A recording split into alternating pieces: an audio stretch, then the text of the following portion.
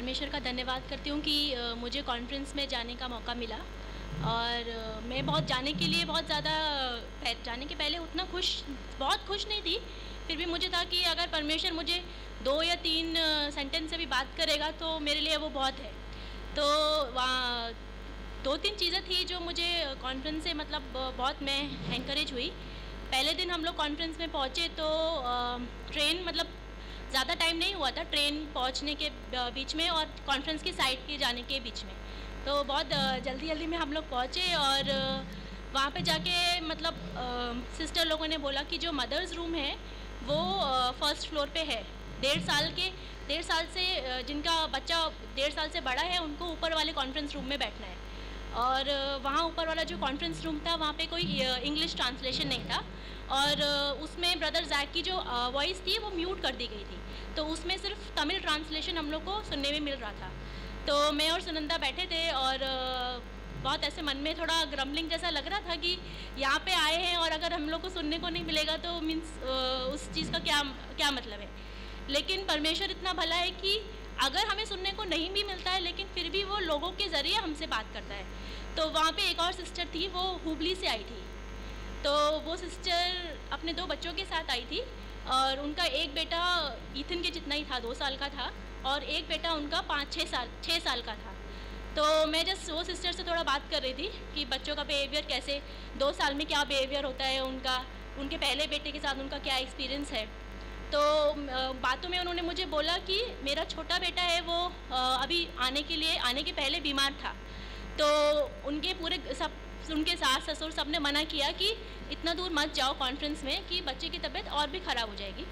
मगर उनके अंदर इतना दृढ़ निश्चय था कि नहीं, मुझे कॉन्फ्रेंस में जाना ही है क्योंकि मैं परमेश्वर की उपस्थिति में जा रही हूँ तो परमेश्वर मुझे मेरी सारी ज़रूरतों को पूरा करेगा।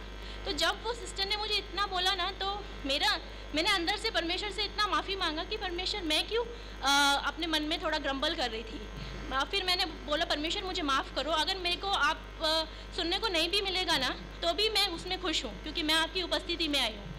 तो फिर जैसे मैंने परमेश्वर से माफ़ी मांगा और लंच का टाइम ख़त्म हुआ तो मैंने 1-2 सिस्टर से रिक्वेस्ट किया कि जो नीचे वाला मदर्स रूम है उसमें हम लोग को आने का परमिशन दो क्योंकि वो 1.5 साल से जो बच्चे छोटे हैं उनके लिए था, उनके बच्चों के लिए और मदर्स के लिए। तो वो सिस्टर ने सुबह उतना अलाउ नहीं किया क्योंकि उनको एल्डर्स ने ऐसा ऑर्डर दिया था।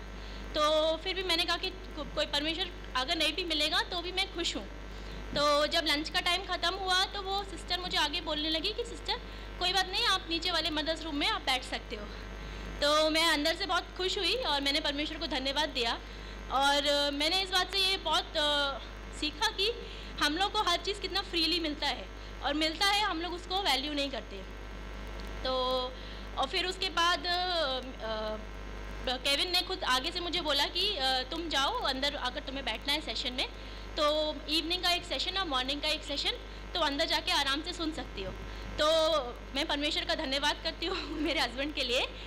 और जो कॉन्फ्रेंस में जितने भी मैसेजेस थे उसमें ब्रदर संजय का मैसेज जो उन्होंने अपने ऑफिस के एनवायरनमेंट में रहते हुए परमेश्वर को हम कैसे ग्लोरी दे सकते हैं उसके बारे में जो उन्होंने मैसेज दिया था उससे मुझे बहुत प्रोत्साहन मिला।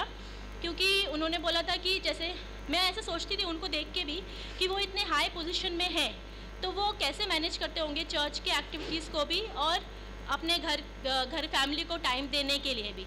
तो जब ब्रदर संजय बता रहे थे तो वो बोल रहे थे कि जब वो मीटिंग्स में आते हैं संडे को, तो मीटिंग्स में आने के बाद वो ये प्रेयर करते हैं जाने के बाद कि परमेश्वर मैंने संडे का दिन भले ही आपको दिया, या वीकडेज मीटिंग में जाते हैं तो संडे का दिन भले ही मैंने आपको दिया है लेकिन थ्रू आउट द वीक आप मुझे 7 टाइम्स मोर कैपेसिटी और कैपेबिलिटी दो ताकि मैं उतना एफिशिएंटली काम कर पाऊँ।